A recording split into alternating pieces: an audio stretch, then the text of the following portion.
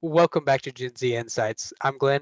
Today we're going to be taking a look at the Lakers 2021 upcoming schedule and giving our prediction for it.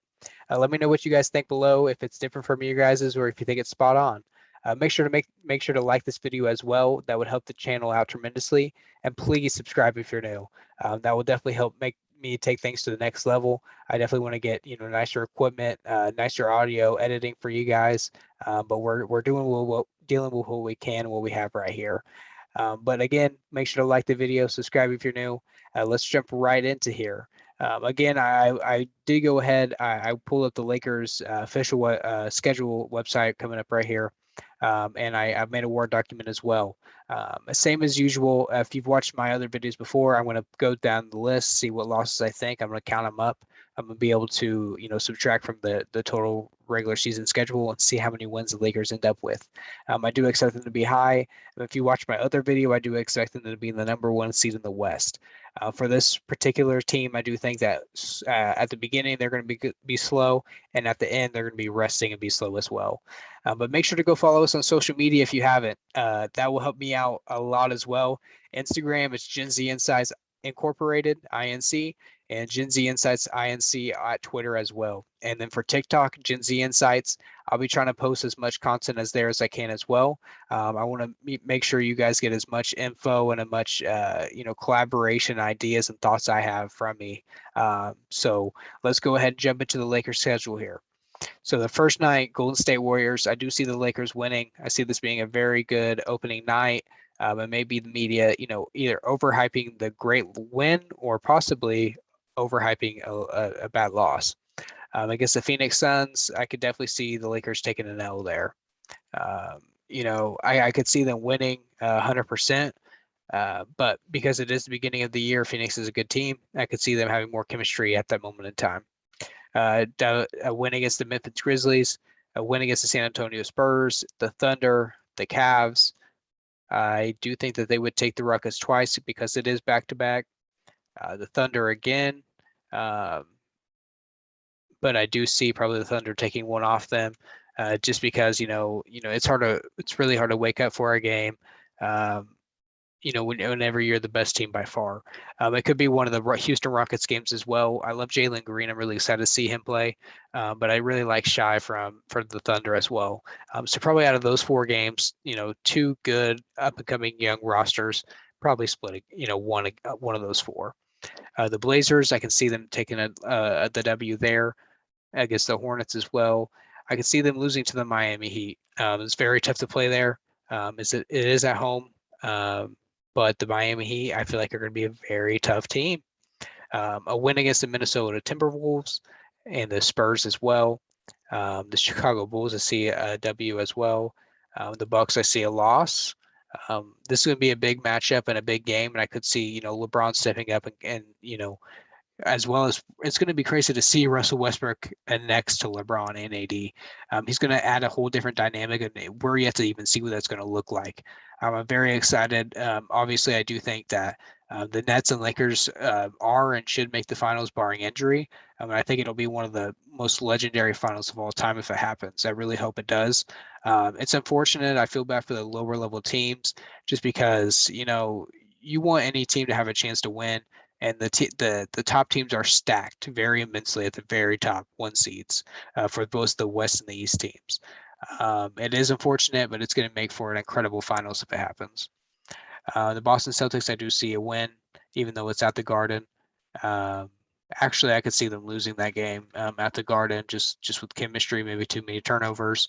A win against Detroit, a possible loss against the Knicks, and a possible loss against the Pacers. They're always really bad against the Pacers. The Lakers are for some reason away. A win against the Kings, a win against Detroit, a win against the Kings, a win against the Clippers, a win against the Celtics, the Grizzlies, the Thunder, the Magic, but possibly a loss against the Dallas Mavericks on December 15th. I do think that they'll, end up losing one of those games against the Timberwolves as well. Win against Chicago Bulls, probably make up for their loss against Phoenix beforehand. Um, beat the Spurs, and I did have it on my Brooklyn Nets prediction. I do have them losing against the Spurs on against the Nets on Christmas. A win against the Rockets and the Grizzlies, um, Portland as well, Timberwolves as well, Kings as well, Hawks as well. I could see the Hawks taking out the Lakers in this game, just because as many times as you play a good playoff level team, it just takes one guy or two of your top three guys having a bad performance, or an injury or a rest day, or just Trae Young going crazy. So I'll take that as an L right there. Win against the Grizzlies, and probably ended up a loss against Sacramento for the first time. They play so many times. Um, Denver and Jazz, you probably split one there, even though you are getting into January. Win against the Pacers, the Magic. I will say they lose against the Brooklyn Nets, but they do beat the Miami Heat. I believe that they will probably lose 2 out of these 3 games right here, but I do think they'll beat the Blazers, beat the Clippers, beat the Knicks, probably a loss against the Bucks, but they'll beat the Trailblazers again. The Warriors will probably get back at them for the first win of the season, the first game of the season. Probably split one of these games and one of those games. So we'll have it at 20 losses so far on the season, which is a lot more than I anticipated as well. I think they'll beat the Clippers, beat the Warriors. Actually, I think they'll lose against the Warriors, but think they'll beat the Spurs and the Rockets. The Wizards as well. They will lose against the Suns. The Suns are a good team, like I'm saying. Well, actually, it's March 13th. That's March 13th. I think the Lakers, like I said, are going to have a very good. They're going to start off slow, have a great middle stretch of the season, taper off at the end, but have a hot stretch. But then leading towards the very end, start resting, getting ready for the playoffs. So I see a win. Out of these 4, especially this 5th, they're probably going to lose at least one against those lower level teams right there. And then also, I would say definitely 2 or 3 losses in this 5 games. The Sixers, the Pelicans twice. You're probably going to lose one of those. But with AD, maybe not. But you're probably going to lose 1 or 2 of these against the Jazz, Dallas, or 76ers as well. So we're going to go 24 losses. And then you have the Nuggets, Suns, and Warriors again. I do think you take down the Suns. You probably split 1 out of 3 there. You could be 2 out of 3, but considering how many losses are on the schedule, I don't see them getting too many more than that. And then you have the Thunder and the Nuggets to end the season. I do think you beat the Thunder, but lose against the Nuggets. And like I say on every video, I go through every schedule before. I don't even look at it once. I literally jump on here, start recording, and go through it. So cut me a little bit of slack. There can definitely be injuries that happen. There can definitely be new trades. Certain players blow up and carry teams, become very good role players and off the bench players that make raise teams higher than what I originally believed that their limit was. But obviously, as always, you guys know there's 82 games in the regular season. So that's going to leave us with, I believe, 56 wins.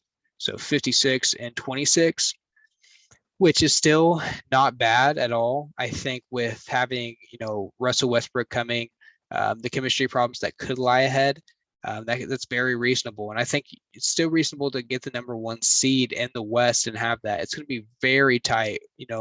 There's going to be, probably the top 1 through 4 or 5 are going to have a very, slim margin. It's probably going to be 2 or 3 games.